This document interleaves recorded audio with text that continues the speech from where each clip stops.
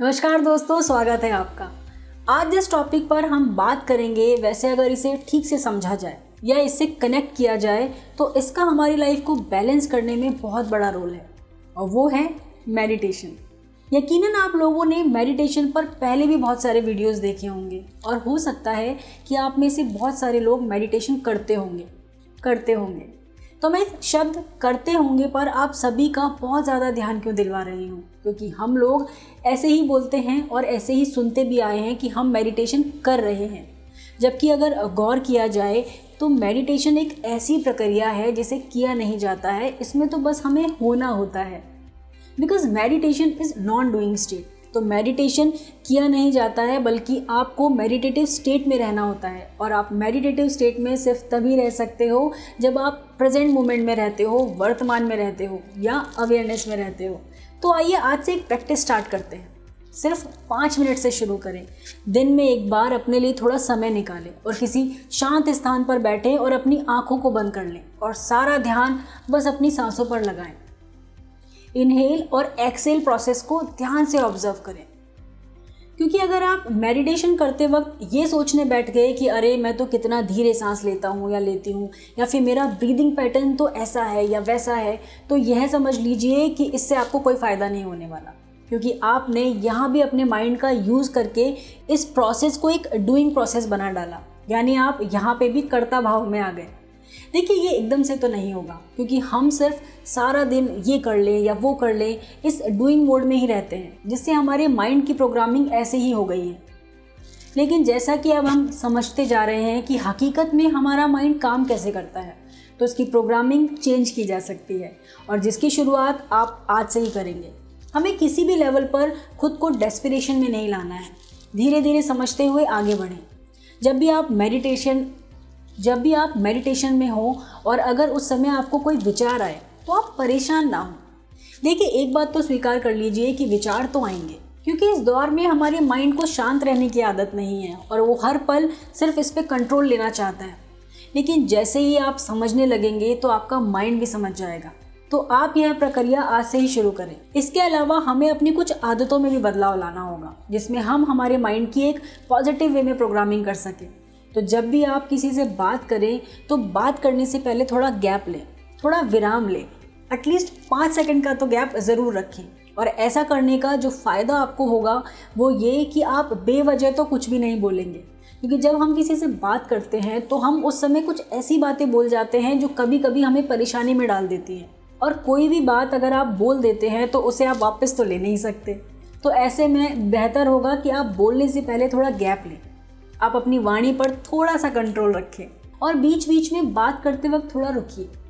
इससे आपके माइंड को एक इंडिकेशन यानी संकेत मिलेगा कि आप ऐसे ही कुछ नहीं बोलते हैं या आपको ऐसे ही कुछ नहीं बोलना है, और इससे आपकी अवेयरनेस भी बहुत बढ़ेगी और आपके समय की बचत तो होगी, क्योंकि आपको बाद में कभी भी ये रिग्रेट नहीं होगा, ये पछतावा नहीं होगा कि आपने यूं ही कुछ बोल दिया। तो आप इस पॉइंट पर ध्यान दें और आप ऑब्जर्व करेंगे कि बदलाव तो हो रहे हैं। और जब भी बीच बीच में लगे कि माइंड क्लटर्ड है, थॉट से भरा हुआ है, तो फ़ौरन उस समय अपनी सांसों पर ध्यान लगा लें। और अगर आप पूरा दिन वास्तव में प्रेजेंट मोमेंट में रहना चाहते हैं, एक मेडिटेटिव स्टेट में रहना चाहते हैं, तो विचारों को तो बिल्कुल भी सीरियसली ना लें, बस उन्हें ऑब्जर्व करें। जैसे कि कोई भी विचार आपके माइंड में आता है तो उसे बस अपने माइंड में आते और जाते देखिए। That's it. हम सब खुद को आज़ाद कहते हैं, हम सब कहते हैं कि we all are free soul, और हम हमारी ज़िंदगी पर अपना पूरा अधिकार रखते हैं। हम जो चाहते हैं वो कर सकते हैं, और ये लीगली देखा जाए तो सच भी है। अब चूँकि हम आज़ाद हैं, लेकिन क्या कभी हमने गौर किया है कि यह आज़ादी हमें कब ध्यान आती है?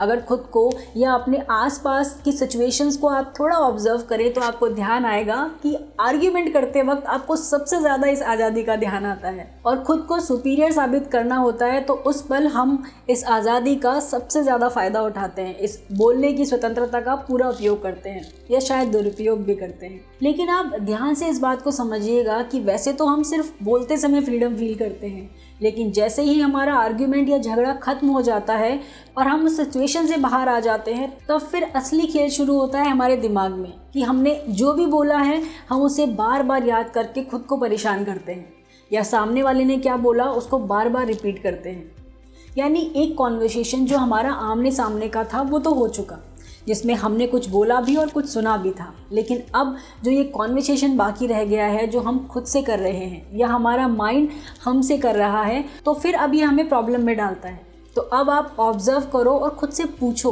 कि क्या आप सच में स्वतंत्र हैं। अगर हैं तो जो भी आपके साथ अभी थोड़ी देर पहले हुआ था उसका आप पर कोई असर ना हो, क्योंकि आप तो उस समय बोलने के लिए और अब उस सिचुएशन को खुद पर हावी ना होने देने के लिए भी स्वतंत्र हैं, है ना। अच्छा, ईमानदारी से बताइए कि क्या ऐसा होता है आपके साथ? हो सकता है कि आप कानूनी तौर पर स्वतंत्र हैं, लेकिन अब भी आप गुलाम हैं अपने माइंड के, अपने खुद के माइंड के। वो जैसा चाहता है आपसे वैसा ही करवाता है, और यही परेशानी का सबब भी बन चुका है। तो अब से आप जब भी बात करें तो थोड़ा गैप लें, थोड़ा बोलने से पहले और बातचीत के दौरान भी। बेशक इससे आप बहुत सारी परेशानियों से बच सकते हैं, because the greatest freedom is freedom of thoughts. तो अगर वास्तव में आप अपने माइंड को समझना चाहते हैं कि ये काम कैसे करता है, जो कि पॉसिबल है भी, तो पहली बात तो आज से ही मेडिटेटिव स्टेट में रहना शुरू कर दें, प्रेजेंट मोमेंट में रहना शुरू कर दें। इसके लिए आप अपने स्केड्यूल से एटलीस्ट 5 मिनट निकालें, जिसमें आप किसी भी शांत जगह पर बैठें और अपनी सांसों पर ध्यान लगाएं। और दूसरी बात ये कि बोलते वक्त थोड़ा गैप या विराम लें, जिससे आपके माइंड को ऐसा संकेत मिलेगा कि आप बेवजह ऐसे ही कभी भी कुछ भी नहीं बोलते। So God bless you all. Have a wonderful day. Thank you.